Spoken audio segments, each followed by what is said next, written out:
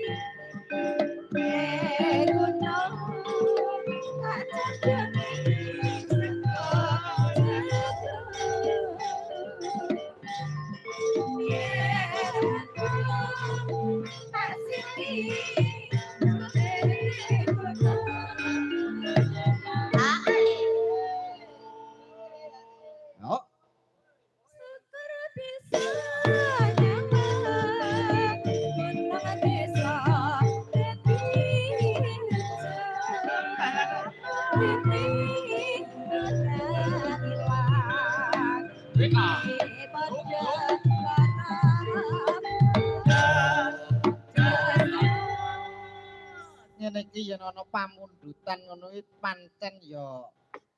ngene nduk ana paugerane apa ana ngalam donya ki enek telu siji kuwi nek babakan budaya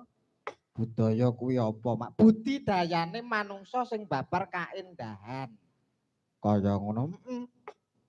kaya dene metil tingkepan lan sapanunggalane kuwi nduk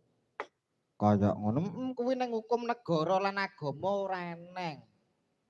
umpama ora metil ya ora dicekel polisi umpama ora metil ya ora terus oleh dosa ngono ya mak anggone kabudayan kuwi ana telung perkara siji pecinta budaya pelestari budaya lan pelaku budaya nduk ana telu pelaku budaya kaya awake dhewe iki pelaku budaya seniman seniwati iki klebu pelaku budaya pecinta budaya mak pecinta budaya kuwi klebu sing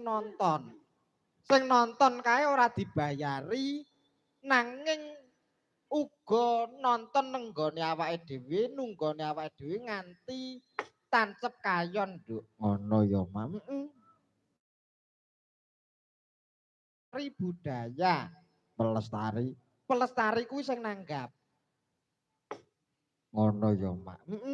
pulau gamelan wayang sinden dalange apik nek ora enek sing nanggap lah iya telu kuwi kudu eneng kabeh nduk ngono ya mam nduk dadi kaya Mbah Takim iki klebu pelestari budaya